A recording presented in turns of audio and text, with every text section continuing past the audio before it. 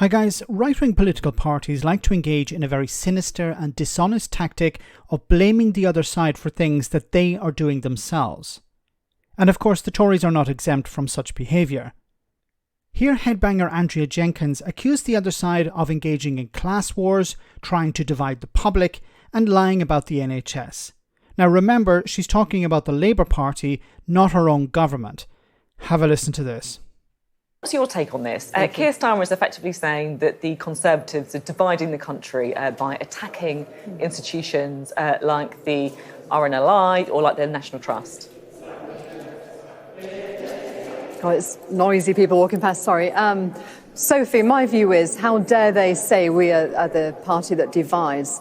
Every election campaign that they've ever done is on division. It's always a class war. It's always them spewing lies out saying that we're going to privatise the NHS. What do you mean, lies about you privatising the NHS, that you're going to privatise the NHS? The privatisation of the NHS has already taken place. It's no longer a threat. It's reality. It's like, you're going to privatise it further. Maybe that's the threat. Not that you're going to privatise it. And when it comes to division, you're the party of division, trying to drive a wedge between the middle class and the working class, between the working class and asylum seekers and immigrants. You're the party of division.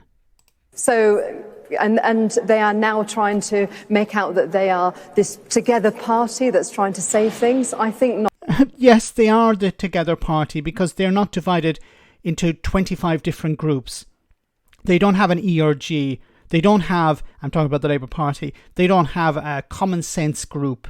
They don't have a northern group, a southern group, a new Conservatives or new Labour or whatever. They don't have these groups. Hopefully they won't have in the future. But at the moment they certainly don't have them. Your party is more divided than it's ever been, tearing itself apart. Not. People see through that. And also this so-called culture war, people do care about this. No, they don't. A small group of racists and bigots care, and you probably care, but the vast majority of people care about the cost of living crisis. They're more concerned with paying the bills, paying their rent, paying their mortgage, making sure that their children don't go hungry, that they're not cold.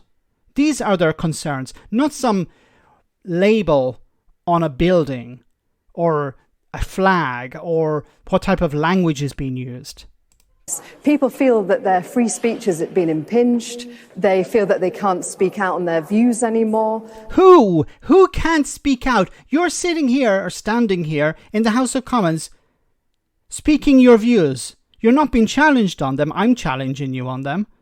How are you not being allowed to speak? Who has been censored? Who is not allowed to speak their mind? And I think, as Starmer has proven time and time again, he is not prepared to speak out in a positive way for free speech or common sense. The party of common sense. She doesn't even know what common sense means.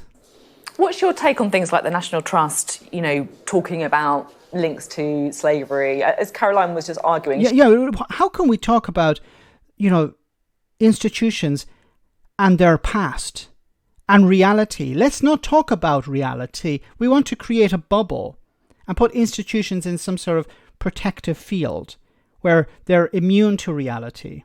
She would say that actually that's just part of history. That's information that's out there. Or do you have an issue with it?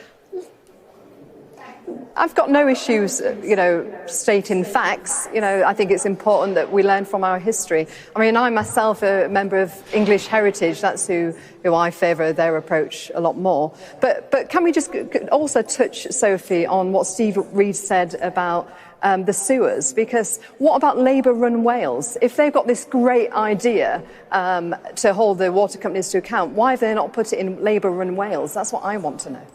But they are limited in what they can do. It's not like Westminster. I keep coming back to this when it comes to the Tories are attacking devolution.